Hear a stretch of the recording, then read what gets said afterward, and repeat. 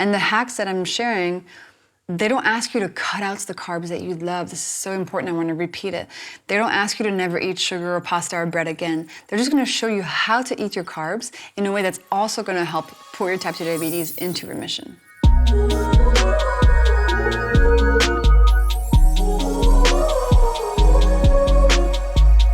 Hello angels, and welcome to the Glucose Goddess Show. I'm Justine Juspé, I'm a French biochemist, and I'm here to teach you about your body. In today's episode, we're going to cover insulin resistance, prediabetes, type 2 diabetes. I'm going to break some myths. I'm going to give you tips to reverse those conditions easily and without too much pain or complication. I'm really excited to get started with this topic. So let's do it.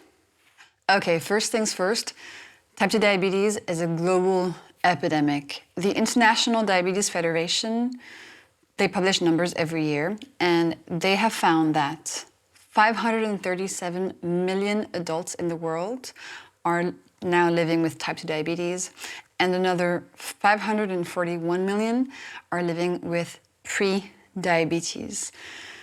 These numbers are getting worse every single year. So right now, 1 billion people in the world have either type 2 diabetes or prediabetes. And as I'm going to explain, this is all linked to insulin resistance. We need to do something about this. This is because of the food environment we live in. We need more regulation in food supply, food companies, but we also need to be educated so that we can figure out how to navigate this difficult landscape that is causing these issues. So you may have diabetes, you may know somebody who has diabetes, you may have insulin resistance, you may have prediabetes, or know somebody who does. This information is going to help you. The first thing you need to know is that these conditions are not genetic. Okay? Type 2 diabetes is not something that you are born with. It's not something that you cannot do anything about. It is something that is a consequence of the way you're eating and the way you're living. And it's not your fault, okay? The odds are stacked against you. All of the food accessible today is making our health worse and increasing this diabetes number worldwide. I'm going to give you information that's going to help you actually be able to navigate this complicated landscape. And how do we know that type 2 diabetes is not genetic? We have a few different proofs. First of all, type 2 diabetes used to be called adult onset diabetes. It was called that way because only adults would get it. Well, today, 5-year-old children are getting this condition when that was not the case at all. And our genes have not changed so much. What has changed is what we're eating and the food environment. So that's clue number one. Clue number two, we know from scientific studies that identical twins, so people who have the exact same DNA to the letter, well, if one twin has type 2 diabetes, the other twin might not necessarily have it. It's not like both twins always have it or both twins always don't have it. It is due to other factors. So that's another really important clue, that one identical twin can have type 2 diabetes and the other one cannot have it. That means it is not 100% genetic. And finally, and I think for me, the most compelling piece of evidence is that hundreds of studies have shown us that if we change the way that we eat, we can put our type 2 diabetes into remission. Now, this is the key. If you've been diagnosed with diabetes, your only option is not to take medication for the rest of your life. If you're willing and if you're able to change how you're eating, you can put this condition into remission.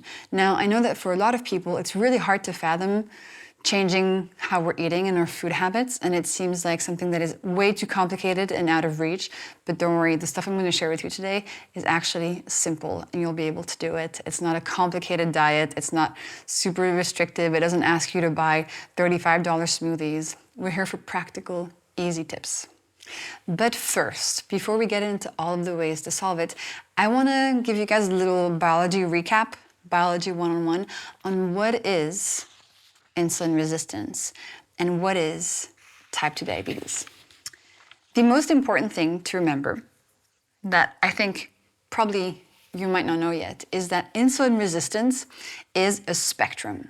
And so we can measure how insulin resistant anybody is at any moment. You can measure me, you can measure yourself, you can measure your mom, your sister, your friend, your colleague. You can measure insulin resistance at any given moment. When you're not insulin resistant, you're called healthy. When you get more insulin resistant, you're called pre-diabetic. And when you get really insulin resistant, then you're called type 2 diabetic. Then you have type 2 diabetes. So insulin resistance and its spectrum is what underpins whether or not you have a diagnosis like prediabetes or type 2 diabetes. So if you've been diagnosed with insulin resistance, well, that means that you're somewhere in that spectrum. Maybe you're getting a little bit close to prediabetes. So insulin resistance moves. You can become more or less insulin resistant depending on how you're living. And the objective is going to be to become less of it. So let's back up even more. What the heck is insulin? Why do we care? What is this insulin resistance thing? Okay, so first things first. Before we talk about insulin, we have to talk about glucose. Don't worry, it's going to be easy.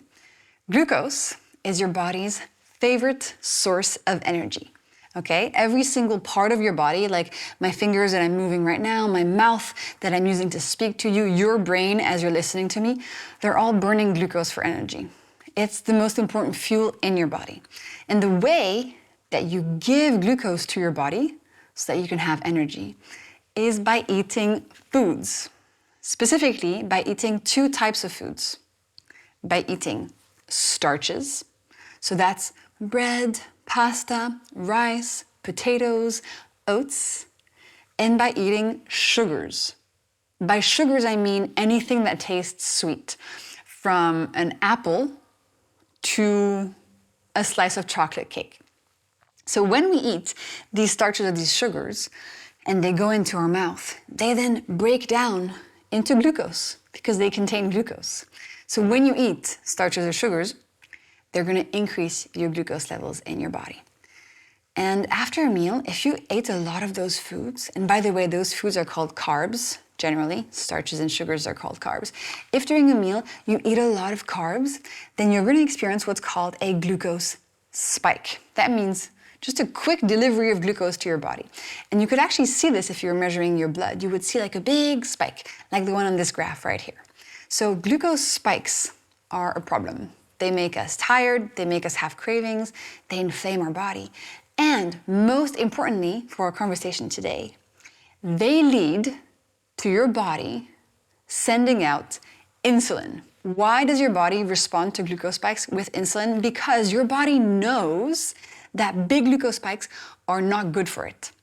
And so it calls your pancreas and it's like, hey pancreas, can you please send out some insulin to get that glucose spike down?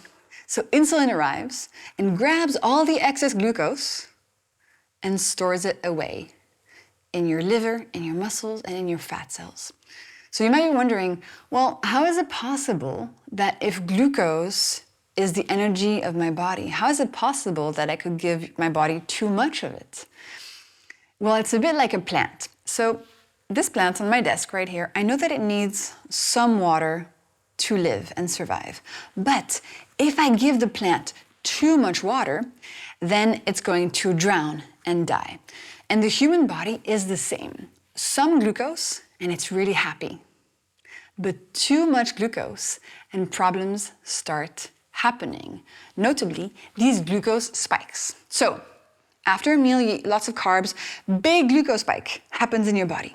Insulin comes in, grabs all the excess glucose, and stores it away into your cells. So far, so good? Okay. Now, let me tell you a little story about when I was a student, because I have to explain this next part. So, I grew up not drinking any coffee. And then I moved to London and I was studying mathematics, and I had my very first coffee. And let me tell you, that very first coffee of my life, it kept me awake for a very long time. I had a super hard time going to bed that night. I was wired. It was crazy.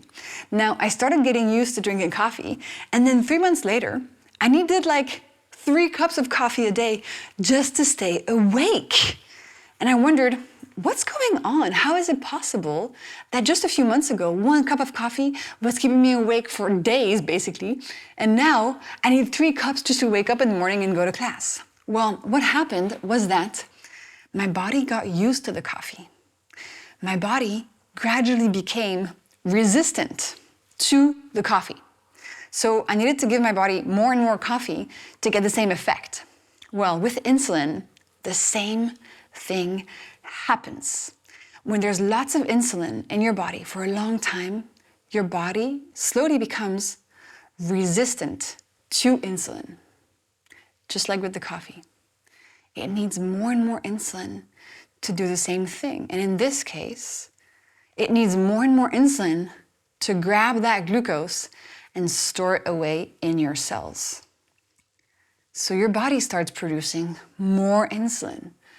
But just like with coffee, if you start drinking more and more coffee, you're going to become more and more resistant to it, and you're going to need more and more of it. It's kind of a vicious cycle.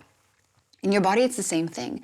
Over time, maybe a few months or years later, you're going to need so much more insulin to get that glucose out of circulation and into your cells. Your body will have become resistant to the insulin. That is insulin resistance in a nutshell. Now, what's the consequence? So let's say you keep eating the same way you've been eating. So you're eating carbs and they're increasing your glucose levels. And you're giving too much glucose to your body, but maybe you don't know it. Well, after a while, because of this insulin resistance, insulin is just not working very well anymore. And it's not able to grab all the excess glucose and store it away. So your glucose levels in your blood, they start to rise because the excess glucose is not being disposed of as easily as before. Your glucose levels in your blood start to rise and start to increase. And that is what is measured at the doctor's office once a year. Your doctor measures what's called your fasting glucose level. Basically, your doctor tells you to come into the doctor's office first thing in the morning, and the doctor measures the amount of glucose in your blood.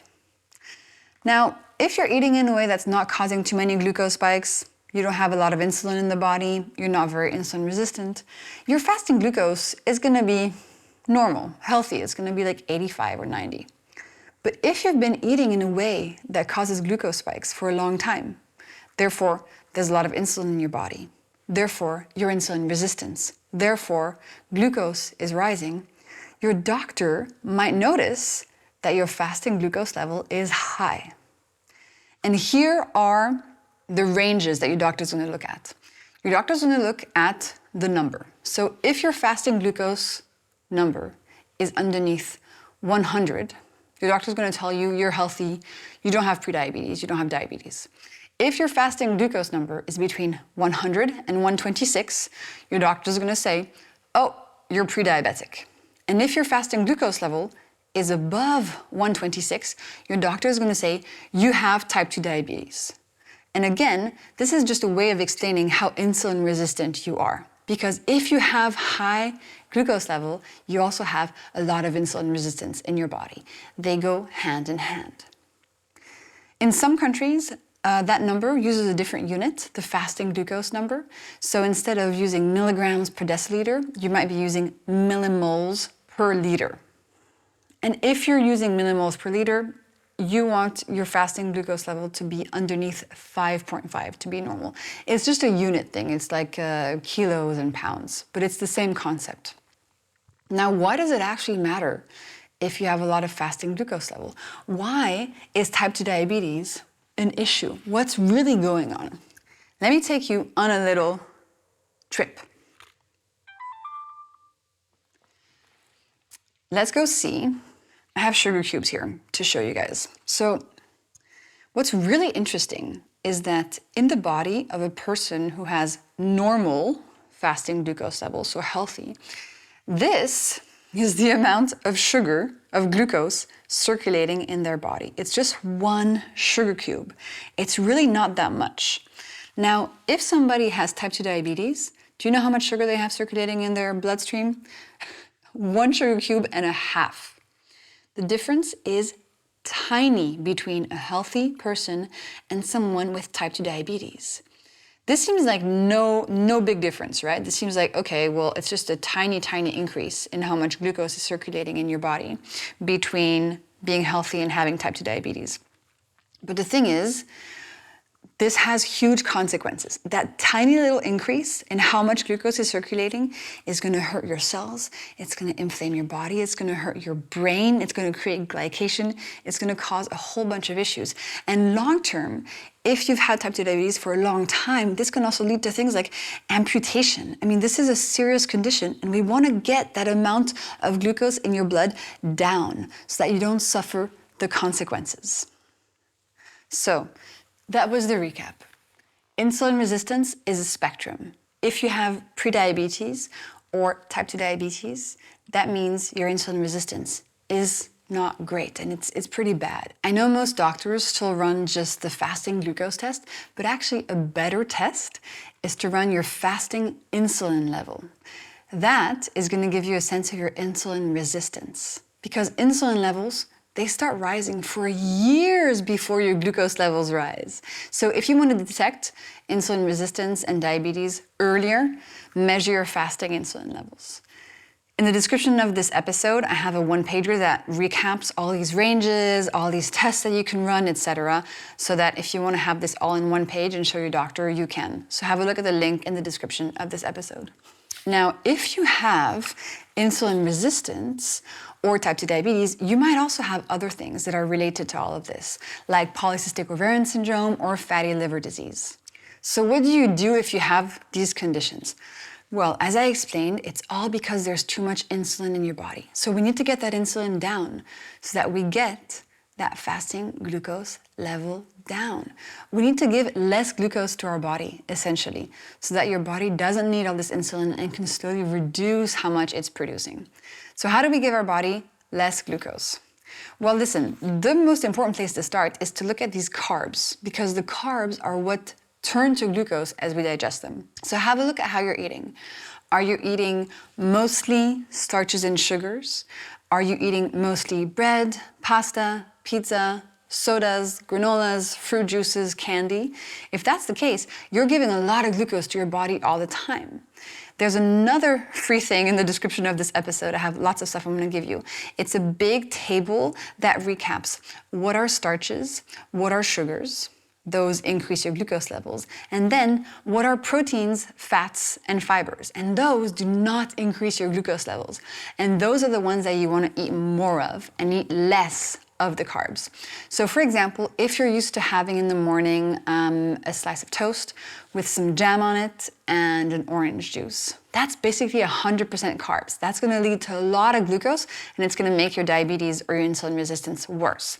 An alternative is to have something like a hot tea and some soft-boiled eggs with a little bit of sea salt on them, or even a ham sandwich is going to contain less carbs than all of the other sugary stuff that I just mentioned. But have a look at the food classification master list in the description of this episode to get started. But essentially, you can totally do something about your insulin resistance and your diabetes. It's not a life sentence. It's not something you're born with. It's something that you are impacting with the way that you're eating every day. And if you're wondering about the science, there's a really interesting 2021 review that made it very clear that the best way to reverse type 2 diabetes is to flatten your glucose curves, is to avoid those glucose spikes. The study was called Efficacy and Safety of Low and Very Low Carbohydrate Diets for Type 2 Diabetes Remission. Systematic review and meta-analysis of published and unpublished randomized trial data. And in this study, they saw that diabetes remission was observed in over 57% of participants at 6 months. And we have so much evidence today that now even the American Diabetes Association started endorsing diets that lead to smaller glucose spikes as a really helpful way to put your diabetes into remission. This is your core option. It's the most important thing to try to update how you're eating to get those glucose levels and insulin levels down. So let's go over my glucose hacks that are going to help you get there in a really easy way. And before we start, I just want to show you something. So Over the past few years, I've been synthesizing all the latest scientific data into these 10 core principles that help get those glucose levels down and help you put your diabetes or insulin resistance into remission.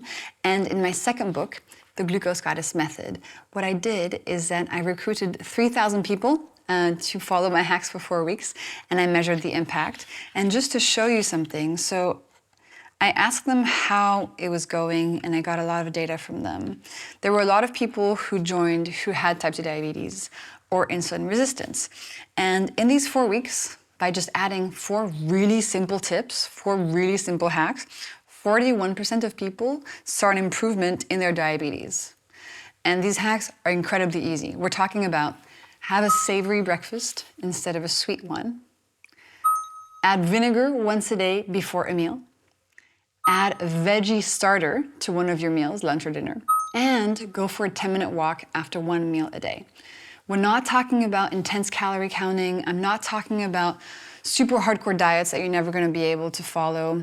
We need to find solutions that are easy, that integrate into your life, that allow you to still eat the carbs that you like, okay? Still eat those starches and sugars with less impact on your glucose levels. So in the description of this episode, you can click and download a free 1-page PDF summary of my 10 core glucose hacks. This is going to help you get started putting your type 2 diabetes into remission or your insulin resistance into remission. I really want to leave you with this key piece of information that these conditions are not genetic or something you're born with or something that you can't do anything about. You have control, you have agency. It doesn't have to be too complicated. I know that change sometimes feels overwhelming, but these 10 hacks, have a look at them. I think you're going to find them simple and life-changing. And if you want even more help to get started, I have lots of stuff to help you. I have my 2 books, Glucose Revolution, The Glucose Goddess Method, with lots of recipes in the Glucose Goddess Method. I have my recipe club that gives you motivation and super simple recipes every single month to keep your glucose levels steady. And on top of all of this, I have thousands and thousands of readers and people in the community who have successfully put their type 2 diabetes into remission using my hacks. And I want to read you a few of their testimonials, actually. First testimonial. I had type 2 diabetes. I had previously been told by my dietitian that because I have celiacs as well as diabetes, adjusting my metabolism would be like adjusting the course of an oil tanker. But I noticed results with this method within 4 days. Yeah, change can happen really fast. And by the way, if you're on medication, tell your doctor you're going to apply the hacks because they can completely transform your glucose levels in a matter of days. I continued beyond the 4 weeks and my HbA1c dropped in 4 months from 9.6 to 4.7. HbA1c is another way to measure diabetes. The person says, I'm no longer diabetic at all, and I lost 25 kilos. This should be available through the government for anyone with prediabetes and diabetes. Here's another one I want to share. I have type 2 diabetes. Mentally, I'm so much more motivated because I have energy and feel so much more positive. Physically, my blood sugar has not been climbing as high post meals, and I have been able to reduce the amount of insulin I need too. This has had a massive impact on my moods. I'm less irritable, and I have so much more energy. This could 100% be you. So have a look at the hacks. Have a look at my method. It's simple, it's easy. Thousands of people have seen improvements. And you have control, you have agency. And the hacks that I'm sharing, they don't ask you to cut out the carbs that you love. This is so important, I want to repeat it. They don't ask you to never eat sugar or pasta or bread again. They're just going to show you how to eat your carbs in a way that's also going to help put your type 2 diabetes into remission. And then more globally, because this crazy epidemic of diabetes has been created because of our food landscape and the food companies pushing addictive, carb-heavy products to us, and we've become the victim of the situation, we also need regulation. We need food companies to not be able to advertise all this crazy carb-heavy, ultra-processed foods to kids, for example, so that we help kids who are 5 years old not get type 2 diabetes at that age. Both things have to change. We need to be more educated, and we also need to push on the industry so that a lot of their practices change and update so that we don't get so sick anymore. So in any case, that's all we have time for today. I hope that was helpful. If you've just got a diagnosis or if you've had it for a long time and you want to start improving, It's totally possible. Have a look in the description of this episode for all the free resources you need to get started. And I'm with you. This is one of my passions, helping people with type 2 diabetes understand their condition and get in control of it. So I'm hoping that you'll find some inspiration, hope, motivation in this. It's possible. You're not alone. I'm here for you. Good luck, and let me know how it goes. Bye.